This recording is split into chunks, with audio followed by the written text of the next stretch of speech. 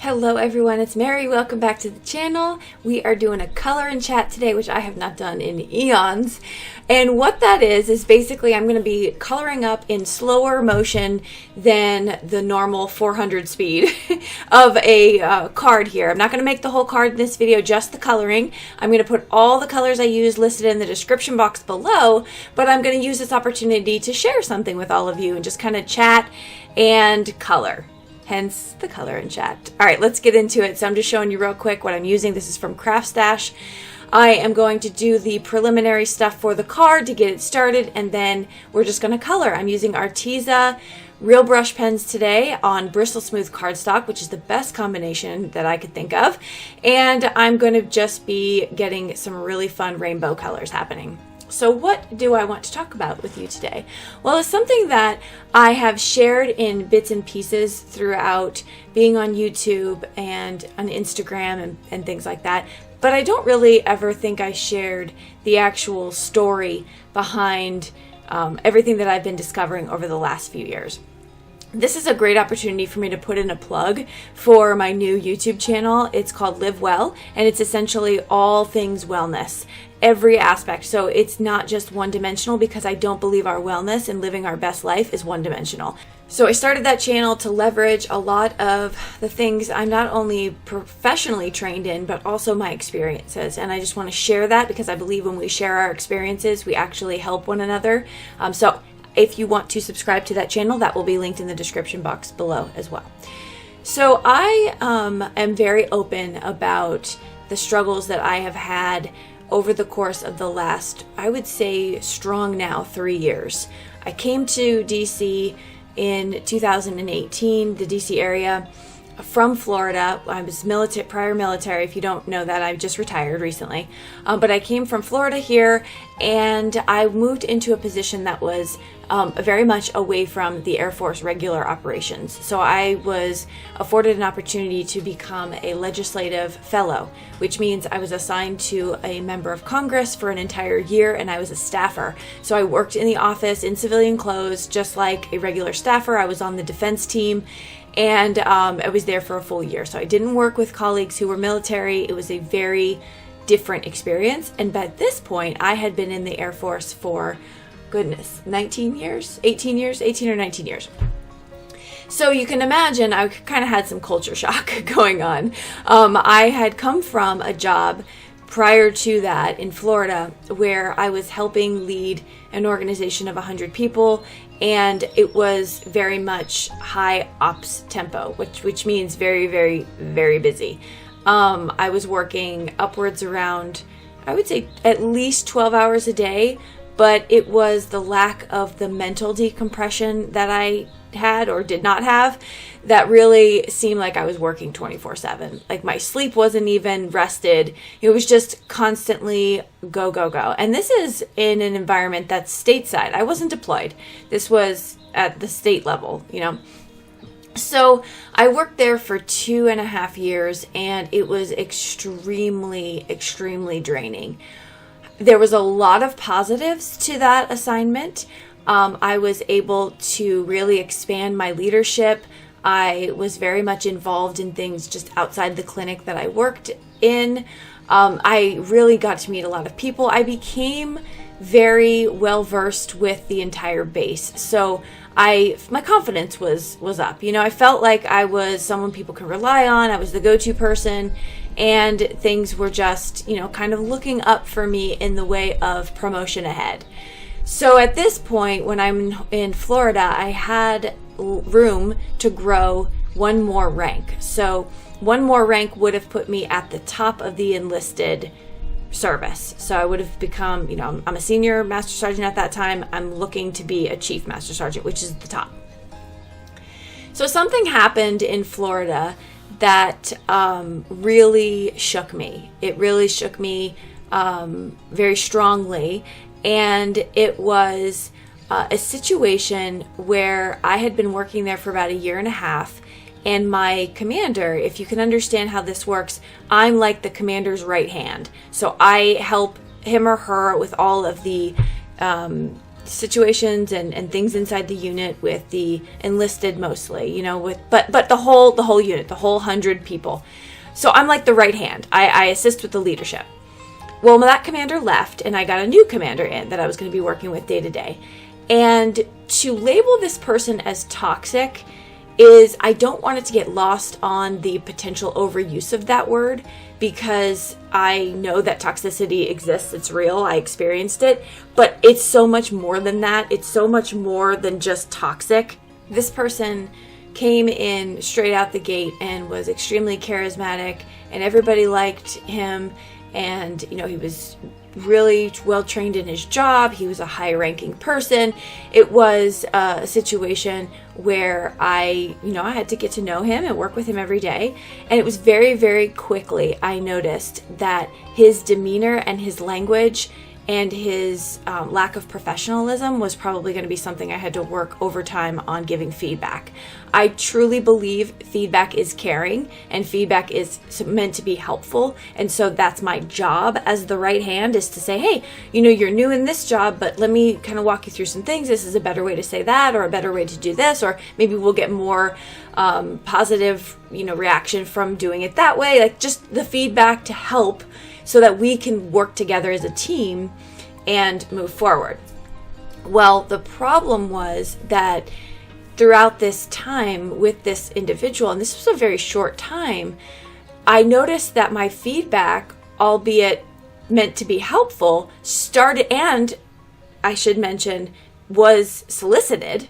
I was asked to give the feedback, started to become a nuisance, because I think I was throwing up a mirror in front of this person and letting him know, hey, this is not the right way, that's not the right way to be. You're going to get yourself in trouble. Because it wasn't just unprofessional, it actually started to move into troublesome behavior.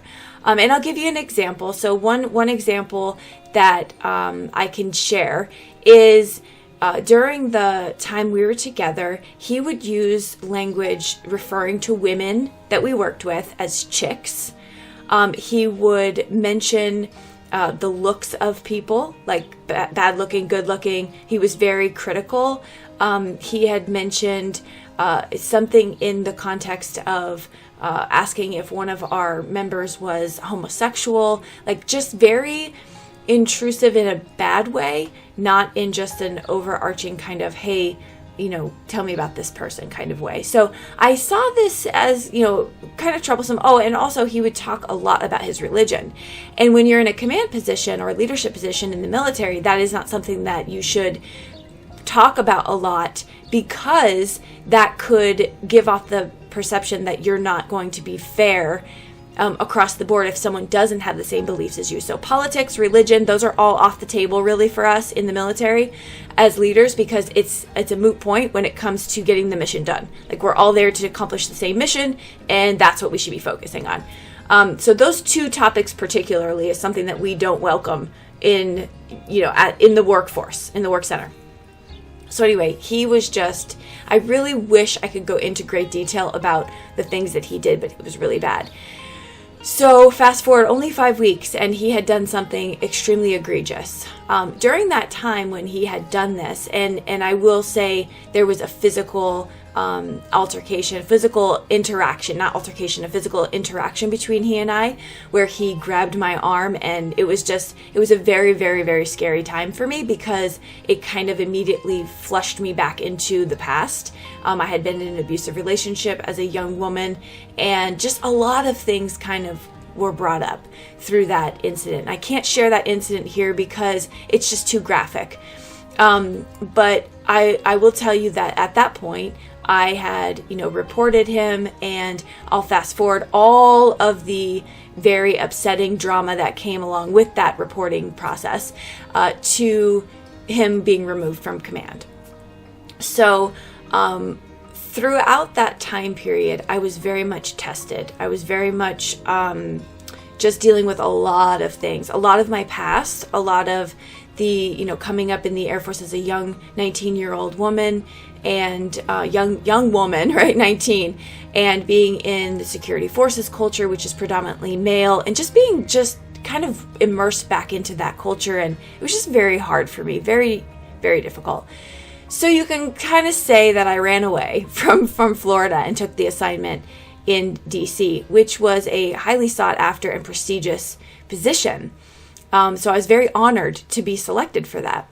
And when I came here, I was removed from everything in my life that was keeping me busy, everything that was distracting me, everything I was the go-to person I was relied upon. All of that was gone, and it was just me. And so I had to sit in the silence. I had to sit with myself. I had to be on the train every single day for an hour, both, one way. And I had to figure out what this life was where it was just me. And through that year it started, that year being working on Capitol Hill into the next year, which then the pandemic hit us, I became severely depressed and anxious. And I had no idea why this was happening to me. And so I had then sought out some help for all of these issues. And because I realized, it got to a point where there were some very alarming things that caused me to reach out. And one of them was just one of them. It wasn't the moment where I realized, but I was using alcohol to medicate every single night. I was having at least one drink. I wasn't drinking to get drunk, but I was doing it so that I could calm my physical nerves because I was just so anxious. Couldn't breathe, couldn't get a deep breath in, very just sad, didn't enjoy anything anymore, just a really bad place. And at this point, ironically, I am the senior enlisted advisor working out of the Pentagon in the Resilience Directorate. So the irony is not lost on me. And I knew that if I'm going to be any type of leader or model to anybody, I need to live it and not just talk about it. And so I made the call to mental health. I was able to meet with them and start therapy and start medication with psychiatry, and it allowed me the time and space to breathe so that I can then start on working on all the work I needed to do for me. So that's exactly what I started to do. I started to really take a look inward, and I was honest about where I was, my situation. I talked to my boss about it, and he was extremely supportive. And I knew that this was a journey. I knew I was entering into something that would not be overnight.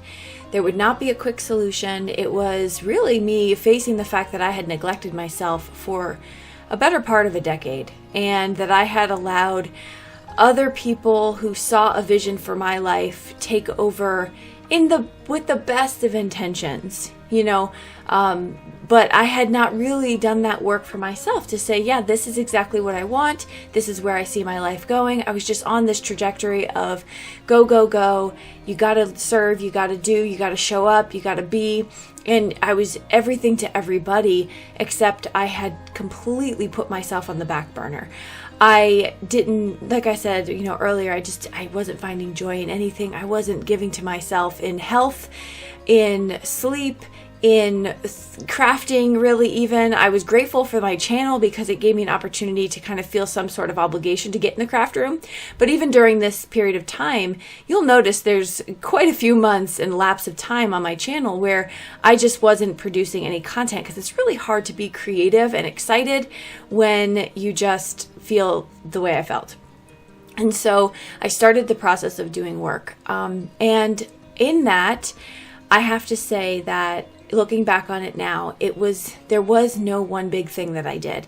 It was a series of very small changes as to not continue to overwhelm myself. But it was, for example, waking up in the morning and playing with my planner and adding stickers.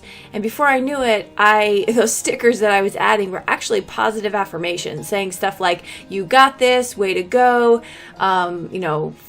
today's gonna be a great day, that kind of stuff. And I didn't realize the profound impact that had on me as I was every day putting these in my planner and seeing them and reinforcing that. After a couple weeks of that, I started to feel a little bit lighter. Now, at the time, I didn't realize it was stickers. So it wasn't as easy as that. It was just in reflection, I realized that. But the next thing, what's the next thing I was going to do for myself? Well, I watched some personal development videos. I listened to podcasts. I read a book, or I tried to start reading a book, but audio books were a lot easier for me at that time. And so I listened to this audiobook called The Saint Surfer and the CEO, and it was extremely impactful. It was exactly what I needed to hear when I needed to hear it, and it's basically just a fictional story based on someone who's in the rat race of corporate life and unhappy, has everything but feels like he has nothing, and how he is on an adventure of his life to figure out what purpose and meaning he has. And so it was something exactly at the right time for me. I also watched the documentary The Secret. I have the book, and it's just really about changing my thought processes, my thought patterns, my habits, and it was just one small thing after the other. Again, I would never recommend to anyone who's feeling this way or the way I was feeling to jump into something that is like a 180 for their life, because I feel like that's not sustainable. I feel like we really need to do the internal work first, and through that process you gain a little bit more excitement, a little bit more curiosity, and it's kind of like a trickle effect towards progression. It's not this overwhelming feeling. And so that's exactly what I did. And the biggest thing that I did for myself during this time was I gave myself grace. I really did. I was the kindest to myself I had ever been in my life.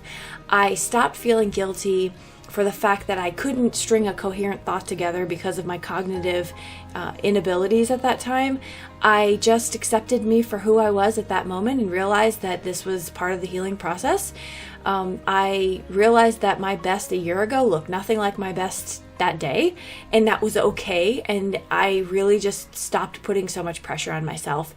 I was very honest with my teammates. I was honest with my family, my husband, very open. I mean, there were days when I would just stand in the kitchen and cry and say, I'm struggling. And my husband was just, there and supportive. And I think that really helped me throughout the healing process. Instead of what I used to do is just bottle up everything and be this superwoman and just, go fight the fight. It wore me out, and enough was enough for me. And it was just time for me to stop and start giving back to myself. So that really was the process of me kind of hitting the bottom of my life of just burnout, overwhelm, exhaustion, and being emotionally uninspired. That really was it. I hit it, and I said, nope, this isn't how I'm going to live my life. And so I did all this internal work. I'm working on myself, and then I started to realize it was the first time, because I was being positioned or postured to go to the next level of leadership, and higher level, kind of in the simplest terms, to be a chief of a particular Air Force base, if you will. And so I'm being postured for this, and I went to my boss and I asked him, I said, hey, can we pull my name from consideration? I'm just not in the right mental state to take on that kind of job. And he was, absolutely, we can do that. There's always next year. And when I walked away from that, it was my first revelation in how I had been people pleasing my entire life.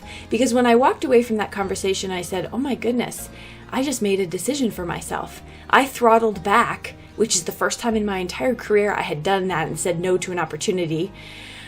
And no one died, and everyone still loves me who loves me. And it was just this liberating feeling, like, whoa, I know it sounds kind of silly to say that, like, you don't make your own decisions, but I really hadn't. I hadn't put thought and energy into really what I wanted. I had put thought and energy into what everyone I trusted thought I should be doing next.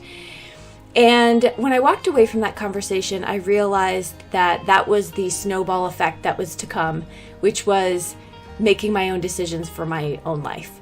And shortly thereafter, within a few months, I decided it was time for me to retire. And shortly thereafter, I decided I was going to retire early. And when I say early, it's just an administrative thing. I was supposed to stay in until a certain month, but I opted 6 months out early. I had to get a waiver. So it was just really this domino effect of, yeah, my life is about to go in a completely different direction. And it was the best thing I did for myself. But I often hear people, now that I'm living in an abundance of peace and joy, I know some people who are fellow service members who are like, well, you're retired. That's probably why you feel the way you do. And that's not true at all. In fact, I didn't even know I wanted to retire when I started doing all of this internal work. The retirement decision came after I did the work and realized what kind of future I was actually starting to design for myself. And that is where it's just, it all started to go in a positive direction for me. There's a lot of things I do and a lot of things I'm sharing, and that's where my Live Well channel comes into play. I have a few videos up there talking about how to figure out what you want for your life, how to goal plan, vision plan, tips and tricks for all of that stuff, and it kind of walking through the process that I took, and then you take it and you develop it for yourself to get you moving in the direction you want. And so I have done, I think I'm up to like 6 or 7 videos over on that channel right now, just talking us through some of that stuff, because I want other people to know that whatever situation you are currently sitting in, if there is anything that you want to improve, you can. That is a positive confirmation that you absolutely can change whatever situation you're not happy with. And so that's really what my mission is now, is just to kind of share that in my process. So things are really going well. Post-retirement, I'm developing some leadership courses for some of the Air Force bases. So I'm still connected to the Air Force in some small capacity. I'm doing some contract work with them. I'm also a fitness wellness coach through Beachbody. That's super fun. I obviously have my crafting business and it's doing really well. I'm having a lot more time to devote towards my channel, which has been so much fun to do that. And I'm also going to pick up some work in contracting in some other facets. But I am now pursuing my coaching, life coaching certification. So I'm really excited about entering into that venture. I would love to do this more one-on-one with people. So that's just a little bit about what I'm doing post-retirement. So it's been really, really exciting. The flexibility of my schedule has been incredible. There's nothing I do now that makes me feel overburdened. Everything I do is what I'm choosing to do and what's just so much fun. So everything's going really well. But anyway, I wanted to share that story. I wanted to share that message with you. I don't know if any of you needed to hear that in some capacity, but I'm hoping that it's helpful to anyone who's listening, and maybe just a reconfirmation of something you already know or have been feeling. That is really all I wanted to share today with you all. Thank you so much for hanging out with me, for allowing me this space to be vulnerable. I know that this community, actually, I've run into so many of you here and on my Live Well channel. You're just the best. Supportive, encouraging. I really appreciate you for that, and I thank you for hanging out with me for this color and chat. Like I said, for this card, I have another video where I make the card in its entirety, where I skip the coloring in that video, if you want to check that out. As well as the stuff I used, I'll link that below, as well as the stuff I mentioned, such as books and whatnot. I'll put that down below also. So I will see you all in the comments down below and in the next video. Bye-bye.